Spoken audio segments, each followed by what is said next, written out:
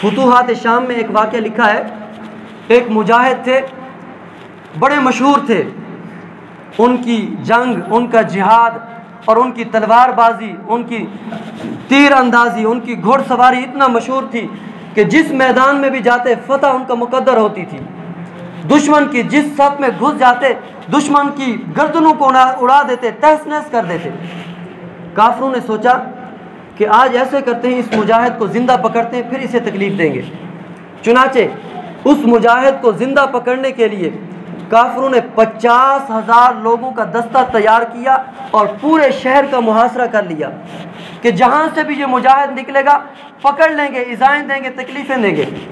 چنانچہ کتابوں میں آتا ہے وہ مجاہد اپنے گھوڑے پہ سوار ہوئے اور انہوں نے اپنی تلوار لہرائی اور تلوار لہراتے ہوئے چلتے گئے، کوئی بھی کافر سامنے آتا اس کی گردن اڑا دیتے۔ اسی طرح گردنیں اڑاتے رہے، اپنے گھوڑے کو دوڑاتے رہے۔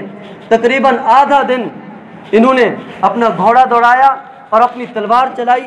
اب یہ بھی تھک گئے، ان کا گھوڑا بھی تھک گیا، انہیں یقین ہو گیا کہ اب میں پکڑا جاؤں گا۔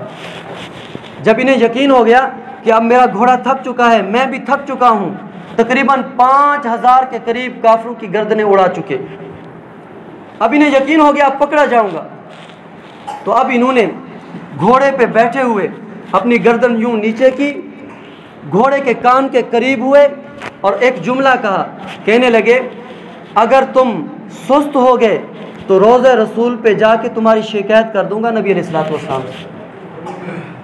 سست مت بنو، اگر تم سست ہو گئے تو روضہ رسول پہ جا کے تمہاری شکایت کر دوں گا۔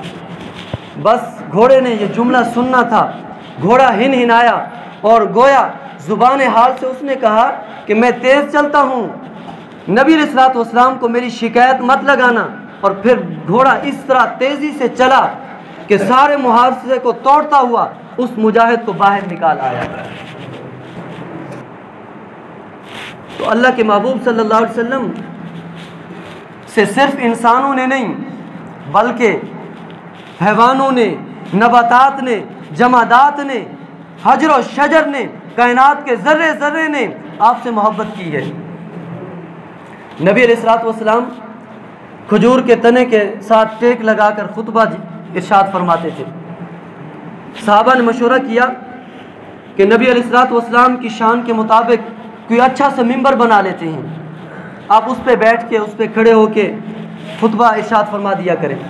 چنانچہ صحابہ نے نبی علیہ الصلوۃ والسلام کے لیے اچھا سا ممبر تیار کروایا۔ جب جمعہ کا دن آیا نبی علیہ الصلوۃ والسلام کے لیے وہ ممبر رکھا گیا اور آپ نے اس پہ کھڑے ہو کے خطبہ دینا شروع کیا، اور وہ جو کھجور کا تنا تھا مسجد نبی کے ایک کونے میں اسے رکھ دیا گیا۔ دوران خطبہ کسی بچے کے رونے کی آواز آئی، صحابہ نے ادھر ادھر دیکھا، کوئی بچہ مجمع میں ایسا نہیں جو رو رہا ہو، حیران ہوئے۔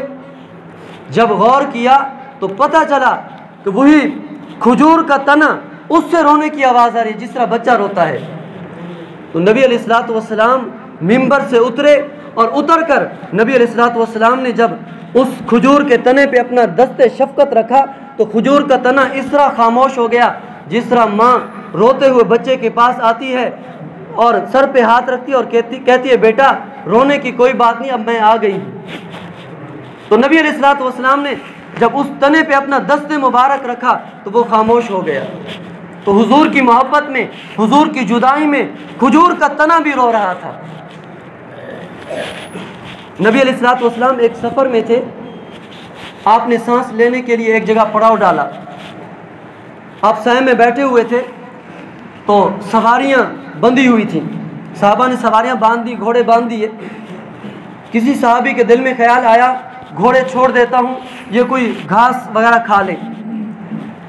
جب اس صحابی نے گھوڑے چھوڑ دیے، گھوڑے گھاس چرنے گئے تو اچانک نبی علیہ الصلوۃ والسلام کی تیاری بن گئی، آپ نے فرمایا چلتے ہیں، سفر کرتے ہیں۔ جو ہی آپ نے کہا چلتے ہیں، گھوڑوں کو یوں آپ نے اشارہ کیا تو گھوڑے بغیر گھاس چرے نبی علیہ الصلوۃ والسلام کی خدمت میں حاضر ہو گئے۔ تو صحابہ نے عرض کیا یا رسول اللہ صلی اللہ علیہ وسلم، ابھی گھوڑوں کو چھوڑا تھا، یہ بھوکے ہیں، انہوں نے گھاس نہیں چرا ابھی۔ تو نبی علیہ ان میں حدیث میں آتا ہے کہ 4 گھوڑے ایسے تھے انہوں نے ذرا برابر بھی گھاس نہیں کھایا تھا۔